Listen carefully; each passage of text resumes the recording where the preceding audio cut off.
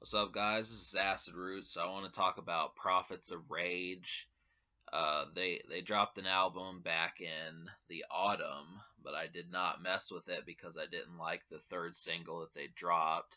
I remember one of which I think I reviewed like the song Radical Eyes, and then I was on the eve of dealing with it, but I was more obsessed with Marilyn Manson, and I was just getting overwhelmed with Acid Roots at the time. But looking back, now that it's been about 6 months since this project has come out, I think it's kind of had uh, a above decent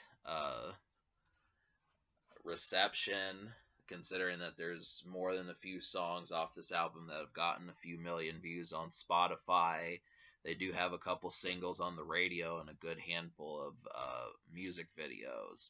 In addition to that, of course, it is a rock rap supergroup, meaning you've got Rage Against the Machine band members, you've got Be Real, Cypress Hill, and Public Enemy's Chuck D, and I think one other guy is also on there. So this is good stuff. I just feel like the execution, it somehow feels, it just doesn't feel, it feels more like a glancing blow more so than like a full frontal hit. Something that it just the bite is not as ferocious as it could be.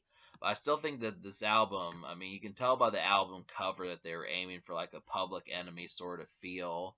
Uh, the Cypress Hill kind of stoner psychedelic mentality kind of seeps through in the song Legalize Me, but it's kind of kept tame.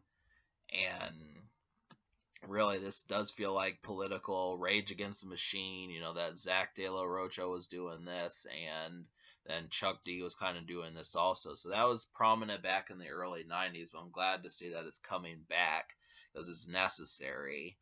And this is really my first, I think I've said this before, but this is one of my first introductions to Chuck D himself.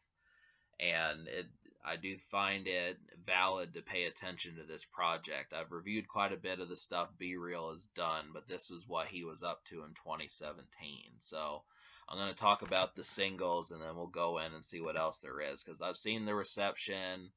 It's gotten like C minus, 5, 6 out of 10, 2 stars out of 5. So somehow I think it's better than that. I mean, the thing is we expect like these albums to be classic and 10 out of 12 records on here. There's actually only 11, so if you wind up liking 5, in addition to the fact that there's 3 singles that are getting spins, it's like, well, that kind of is worth the purchase. You might as well just let the heat die down and then decide from there, because this feels like more of a summer album than a winter album. And considering that it came out at the tail end of summer of last year, it feels appropriate for it to be something to write out to in 2018. So, Unfuck the World, Unfuck the World. That one was, I mean, that one kind of sounds like something Cypress Hill would do. I mean, I was really, the feel of that one is different from the standard rock. I mean, this doesn't feel like something Rage Against the Machine would do. I actually do own one of their albums. I think it's Battle for Los Angeles or something like that. But, another similarity that Rage Against the Machine has is kind of to Red Hot Chili Peppers. I mean, there's some songs that remind me of Californication, and they're both from California. So, yeah, but Unfuck the World, that one, yeah, it has like a light rock feel to it, but somehow it does sound, it seems like it'd be pretty good in concert. And Radical Eyes, that one sounds just like a Rage Against the Machine song. I like that, like I was saying with the Red Hot Chili Peppers, that kind of this daytime rock music more so than nighttime rock music. It works. And and then the charting song Living on the 110. This is probably one of the best songs in my opinion on this project. I mean, it has like the the heavy guitars that we're that metal fans are used to. It just is the most approachable song for the most part. And Yeah, I mean that is an easy one to dig. If you're looking for another song like that, I'd probably go for the last song on here called "Smash It," which I don't know if that's supposed to be "Smash It" or just "Smash It," but that's the second one to that. But really, a lot of the riffs and rhythms and melodies and instrumentation on this album are really kind of bland. They just do not have the full backing. I know that was the problem I had with the Rage Against the Machine album I owned, but they don't really aim for like gnarled guitars and just go crazy like System of a Down style and Godsmack style. It's just more of like, light guitar licks and plucks, that sort of thing. This real mellow and uh, timid kind of beat, and then the lyrics being kind of angry and in your face.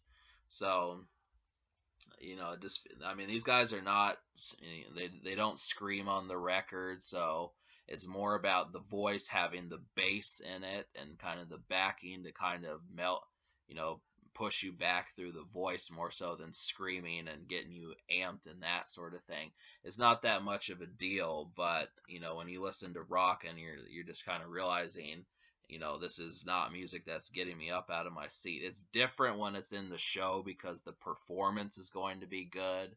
But if you're just kicking it in a chair like I am right now, it's just more to kind of lay back to. So that's the thing there. But I did like all three of the singles. They just are each different. That's the thing about it. I would like for them to continue to push this project, but I don't think they have the extra one. I'd pretty much say that there's probably not a fourth single on here, but the other song that I appreciated besides Smash It was Hail to the Chief. So this was a good one. It's got a good title, and kind of reminds me of something Limp Bizkit would do. But, considering that these guys have known rap and rap rock for a good while, I was appreciative of hearing it. But, like I said, there's just a lot of filler on this project, but when they do nail it, they actually do. So it's just a mixed bag. It's kind of spotty, and I mean, it's worth the purchase probably, but the whole thing is it's not a classic album. To say, when people say it's 2 stars out of 5, I mean, looking at the complete package, that's probably the case. But if you're just looking for a few songs, just like, yep, this song slaps, and the rest of these, I can play these around my pals. I mean, it's gonna work. So but then that's the case with a lot of albums anymore. I mean, you get the 3 or 4 songs, and that's the end of it. It's just like the Bow Down album I just reviewed a few days ago.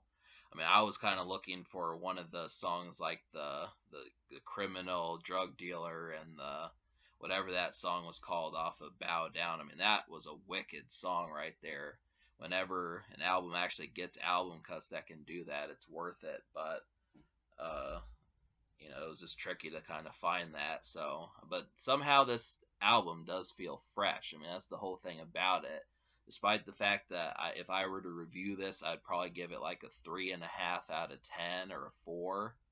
I'd still, I'm gonna say, I'll probably spend 10, 12, 10, 9, 8, 9, $10 on it, and it wouldn't be that much of an issue. So maybe not 17, but you get the idea. So yeah, I mean that's the idea of what has happened. When you look at the lyrics on top of that, they're politically minded. They have things that are, it has food for thought. It's kind of like how Ice Cube does it. Be Real has done it at times. He's kind of done that like on Skull and Bones and even first couple Cypress Hill albums. But yeah, so the topic matter is not really dull. It's just that it's more the production that's the problem. It's just the fact that it's hard to get you excited. Now, like I said, when you go to a show, it's not going to be the problem. It's just the fact that the instrumentation could be sharper. So obviously, it's just what it really comes down to is just a matter of opinion. There's some folks who are probably just more laid back who really aren't going to care, but then there are more folks who are going to nitpick at it and say, well, this kind of bothers me. I kind of fall somewhere in between that, and that's how that's the way I've judged it. But it's not going to stop me from wanting to continue to mess with the album. So, all right, subscribe for more fun.